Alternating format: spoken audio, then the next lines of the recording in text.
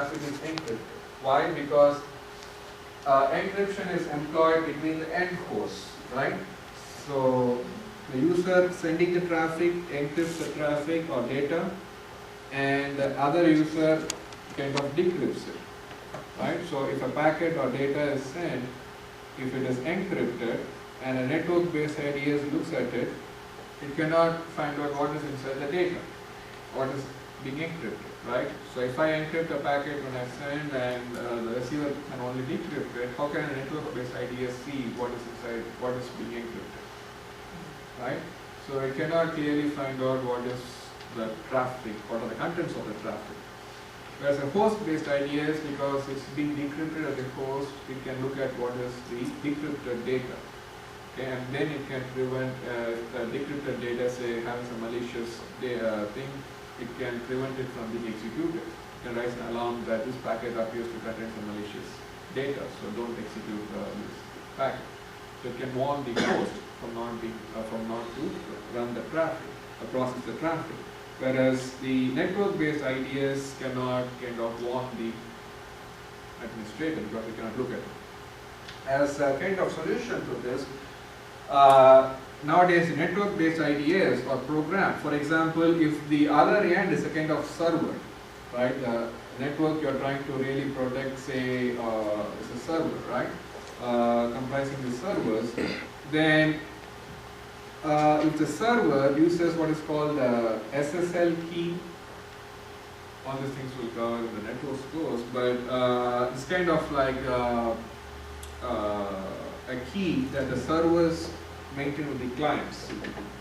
Okay? So the SSL key typically is supposed to be remembered or known only to the server and the client communicating. Okay? A network-based IDS doesn't really know the SSL key because SSL key is used to encrypt the traffic. You will use this SSL key, for example, if you are doing any e-commerce transaction, you're paying by credit card or anything, right?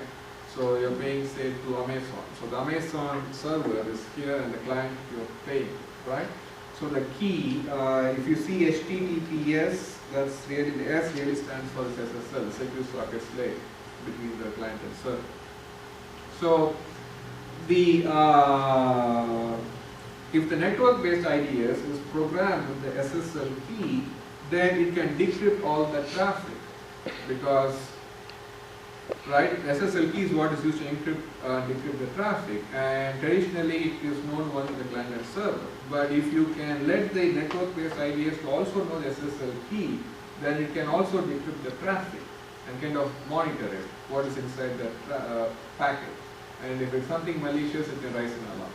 So nowadays, network-based IDS are kind of capable of doing this encryption decryption based on the SSL keys. Okay? Can you use a host and a network together? No, as I said, the network-based runs on the monitors the whole network traffic, and the host-based IDS runs only on that particular host. It's like, you know, running a personal firewall on a stateful firewall. A personal firewall runs only on that particular machine, whereas the other ones kind of protect the whole network. Okay? They kind of complement each other, but you cannot run both of them together.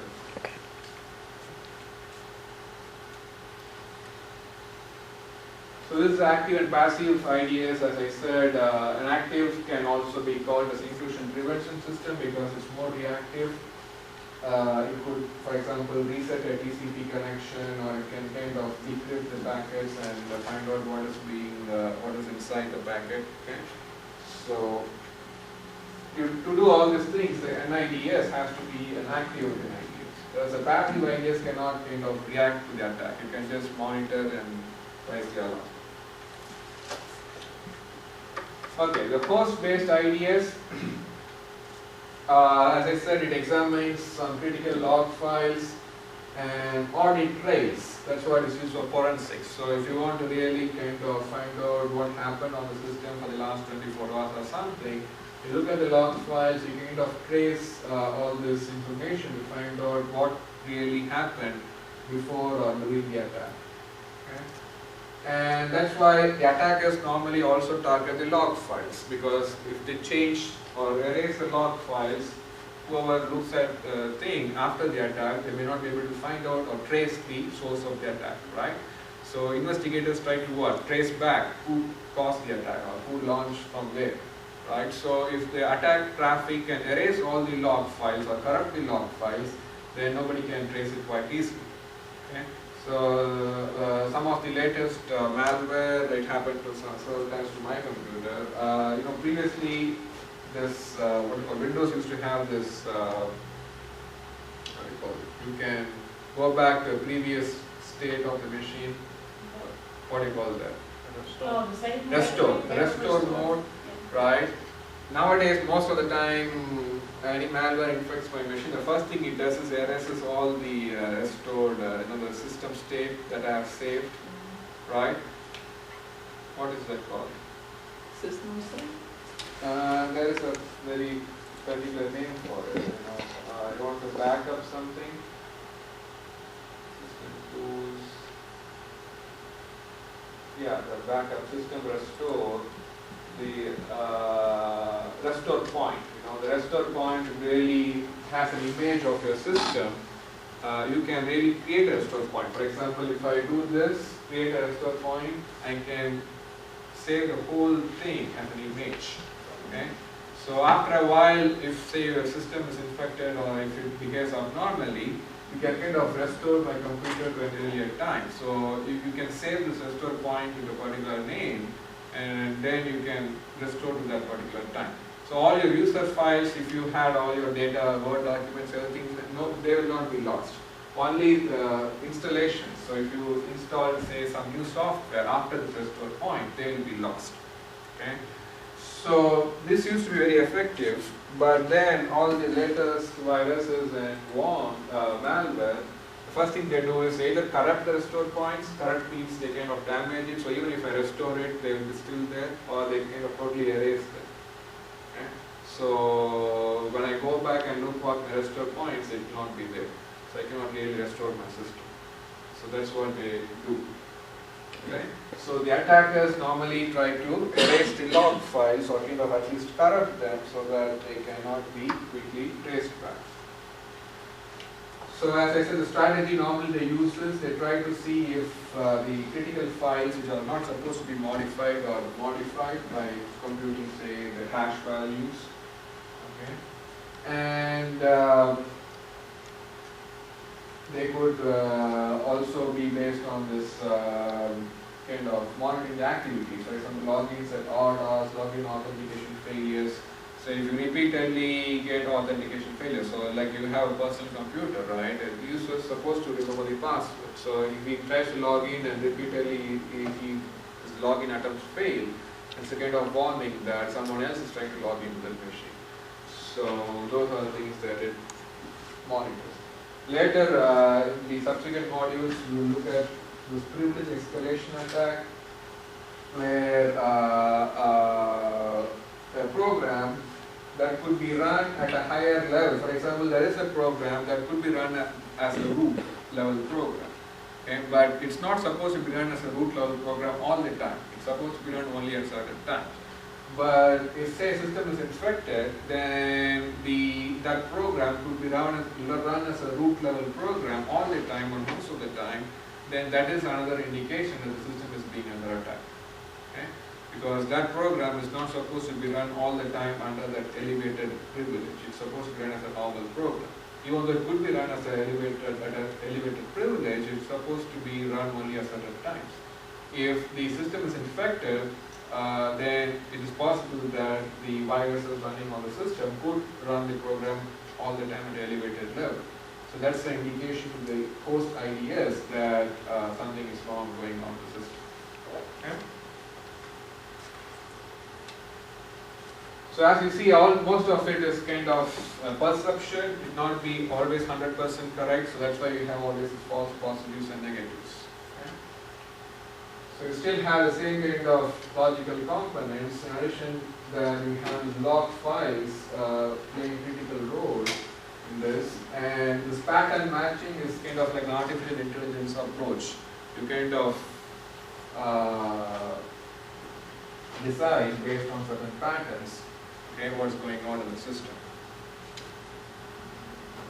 So we kind of covered all these things. Again, a host-based IDS would be like a personal firewall where you can really set it to filter some specific traffic which a network-based IDS cannot really filter. And by that you can reduce false positive rates, because network-based IDS, if it filters the traffic, it may not reach certain hosts, right? So it may allow giving the benefit of doubt.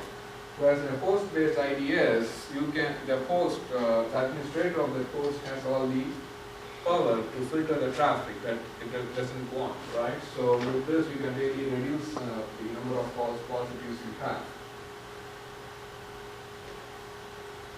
Okay. So another thing is equivalent thing is kind of a traffic that is not liked by a particular host, or a host doesn't want a particular traffic. The other host may want that traffic, right? So those things can be configured using a host-based IDS, whereas network-based IDS cannot really set or filter those traffic, because some hosts may want to receive them, some may not want to receive them. So those kind of filtering will be done only with the host-based IDS. So the main problem with the host-based IDS is it uses the local system resources because it is run as part of the machine, other applications. And it cannot relate to the activities going around the network, okay? And as I said, the attackers could try to log and kind of disable all corrupt all the log files, okay?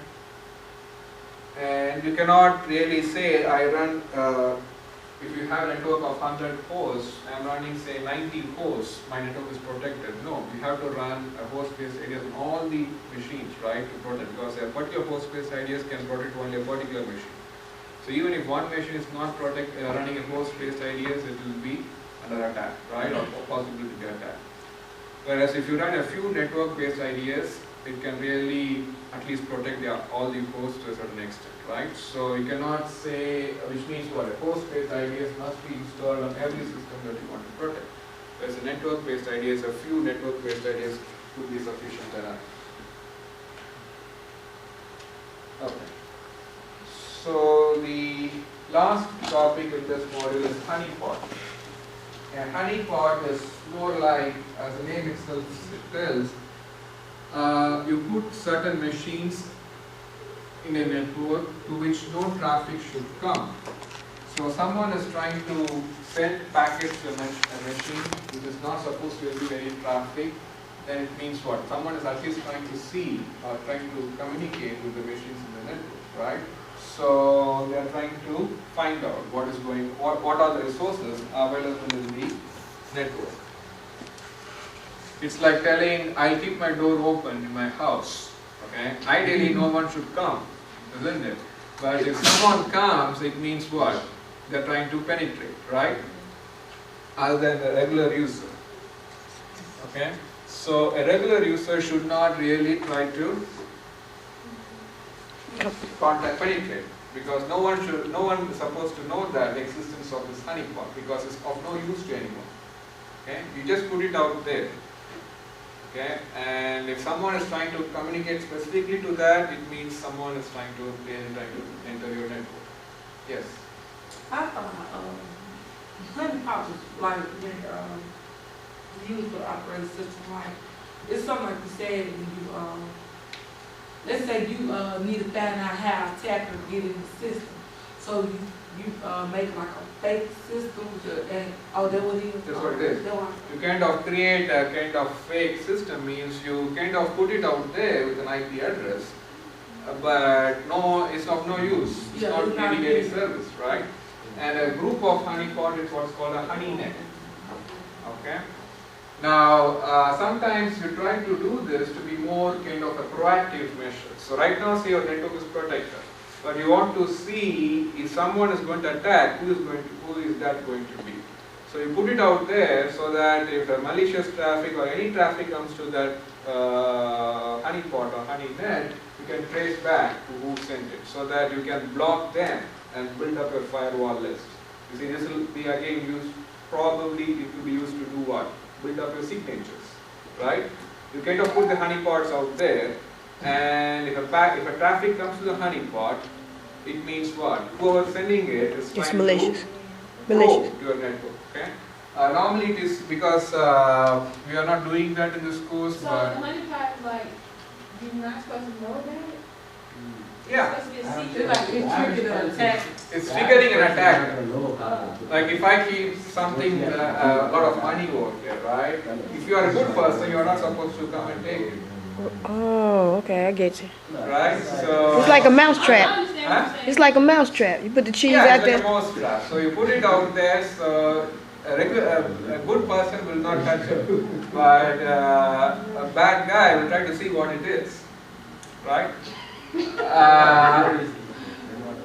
Have you heard of this Nmap or some? Yep. You might have heard. So what is that? It's a tool used to scan for open boards. Right.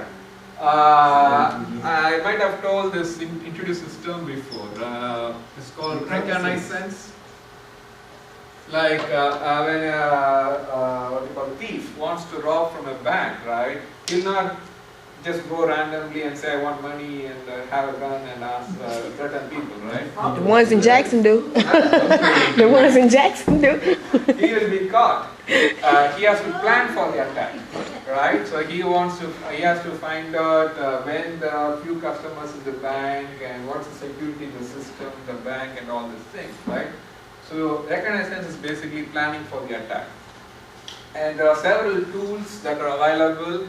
At least from a beneficial point of view, you can find out what ports are open on the machines. Okay, so you can run this Nmap and several other tools to kind of find out what machines are available in network, what ports are open in those machines in a network, and what operating systems are they using and all those things. Okay? Sometimes those information will be used to plan for an attack, because if you are running say, a particular operating system, it may have some vulnerabilities. If you are running, say, if some certain ports are open, for example, say the web HTTP port is open, and you are running certain operating systems, you kind of find out what vulnerabilities will be there if this particular port is open, right? So you kind of plan for the attack. Okay, so this honeypots, if they receive such traffic, because this is also traffic. If I'm trying to find out what port is open on a particular machine in a network, right? I have to send the packet. Okay, so my client point of view.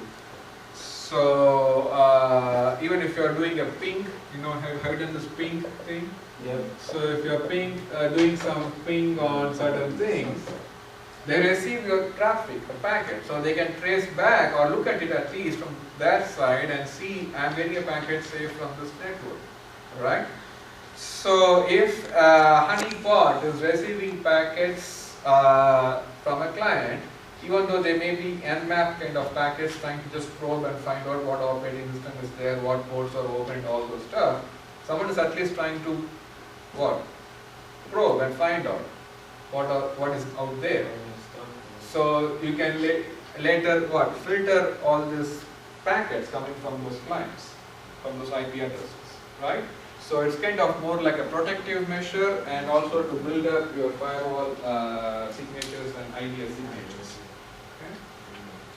And sometimes you could also detect this or catch this what do you call this spam email people, like because you could fake what people do to send out the spams.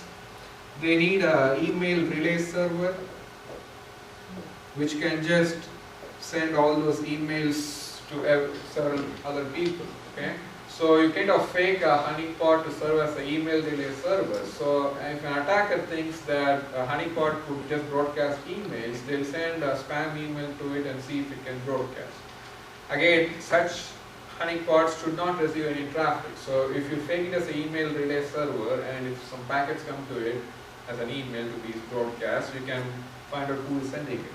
Right, so it can be used to find source of a spam email. So that a honeypot can be used on a network and a single computer, or is it I based thought I on? had a figure, but I removed. Yeah, you could run a honeypot. Normally, it's like the demilitarized zone. You run it on the periphery of the network because you don't want to run a honeypot deep inside the protected network, because all the attack traffic will reach your regular machines. So you put it like a demilitarized zone at the periphery of the network. And normally you have a group of machines like a honey net. You could have one single machine, a honeypot too. And only difference is that honeypot is one single machine, honeynet is a group of honeypots. Okay. Okay. So that leads us to the last topic, which is packet sniffer or protocol analyzer. So this is, so in the project 3, I'm planning to have all these three: packet sniffer, which is Wireshark, and IDS and firewall. So which will post quite soon. So watch it out. So don't do it in the last minute. Some people can telling my Ubuntu crashed. What I can do if it crashed the last minute. You have to really kind of do it ahead of time. Okay. Alright, so Wireshark is a packet analyzer again. So what a packet analyzer does is it runs in a promiscuous mode, which means nobody else can see it's running.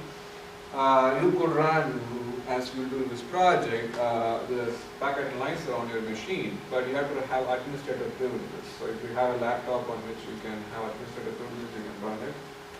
But to capture more packets, I suggest running it, coming to the lab and doing it on the lab machines, because if you run from your home, you may not have much traffic or many packets going around on the network, right?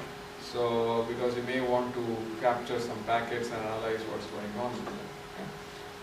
So that's the purpose of a packet analyzer. It is normally used for good things because, at least from an education point of view, since most of you, or at least half of you, are just taking the network course, this will help you to learn the headers in a packet. Okay, you'll have IP header, the TCP header, and a frame header, and all those things.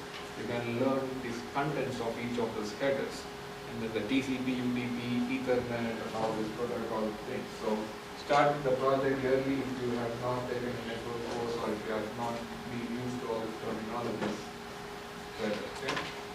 And it can also be used by administrator to monitor traffic. So for example, you can think no one is knowing what I'm doing in my personal computer in my office. No, someone is still watching. Okay, so if you're visiting, say, YouTube or some other websites, they can really watch and say this packet, so-and-so packet, this many packets are going from this computer to this thing. So they can trace back and say you watched some movie which you're not supposed to watch from your office computer. Okay? So all these things will be traced. Nowadays, switches are also having this capability, not only ports, we can run packet analysis on switches and routers, so they have specialized ports that can capture this traffic and kind of monitor it. Okay? So we'll complete this module, so until this we'll have for a quiz on Thursday, no, Wednesday next week, 10, right? So the chapters from now on, the modules, especially chapter 3, if you have already looked at it, module 3 is more of programming, okay? So if you're weak in programming, don't miss class, come here and listen to all these here.